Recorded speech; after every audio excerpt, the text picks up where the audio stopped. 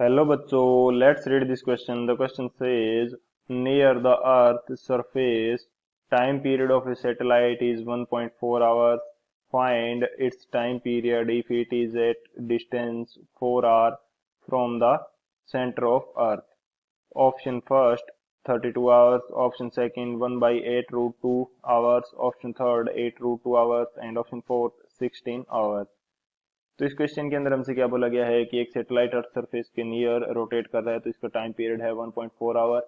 यदि ये 4 our distance पे रोटेट करे तो इसका टाइम पीरियड क्या होगा। बात करते हैं की कंसेप्ट की।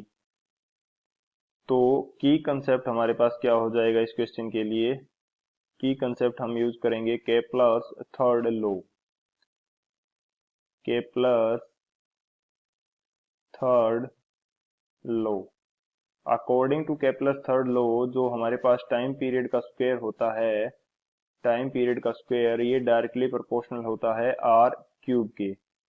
आर यहाँ पे क्या है, R is the radius of circular orbit जहां पे सैटेलाइट मूव कर रहा है।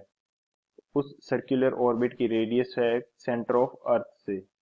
तो ये हमारे पास क्या हो जाएगा, T square is directly proportional to R cube. तो इस की कंसेप्ट की हेल्प से इस क्वेश्चन को सोल्व करते हैं। बात करते हैं सॉल्यूशन की। तो मैं दो कंडीशन अज्यूम कर लेता हूँ, first condition and second condition. First condition के अंदर हमारे पास जो रेडियस है r1, इसकी वैल्यू हमारे पास क्या है, अर्थ सरफेस के नियर रोटेट कर रहा है, तो ये हमारे पास r के इक्वल। एंड टाइम पीरियड है जो t1, इसकी वैल्यू है 1.4 आवर्स। सेकंड कंडीशन जो है r2, इसके लिए मेरे पास रेडियस हो जाती है 4r एंड टाइम पीरियड जो है t2, ये मेरे को फाइंड आउट करना है। तो जो T1 की स्क्वायर है ये डायरेक्टली प्रोपोर्शनल हो जाएगी आर क्यूब के। इसी तरह से जो T2 की स्क्वायर है, T2 की स्क्वायर ये डायरेक्टली प्रोपोर्शनल हो जाएगी 4R क्यूब के। तो यहाँ से T1 की स्क्वायर बाय T2 की स्क्वायर यदि किया जाए तो ये वैल्यू हमारे पास आएगी R cube divided by 64 R cube. तो यहाँ से आर क्यूब कैंसिल हो जाएगा। T1 की वैल्यू यहाँ पे पुट कर सकते हैं, T1 की स्क्वायर की वैल्यू एंड T2 की वैल्यू यहाँ से फाइंड आउट की जा सकती है। जो T2 की वैल्यू है ये हमारे पास कितनी आएगी, ये हमारे पास आ जाएगी 8 इंटू T1 के इक्वल। तो 8 इंटू T1 की वैल्यू हमारे पास क्या है 1.4 आवर्स।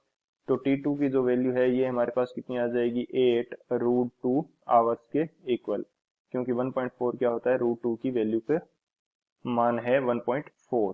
तो टाइम पीरियड जब ये 4 आवर डिस्टेंस पे होगा तो ये हमारा कितना हो जाता है 8 रूट 2 आवर्स। कौन सा ऑप्शन हमारे पास करेक्ट होने वाला है, जो थर्ड ऑप्शन है 8 रूट 2 आवर्स, ये हमारा करेक्ट हो जाएगा। So option third is the final answer. I hope you understood it well. Best of luck. Thank you.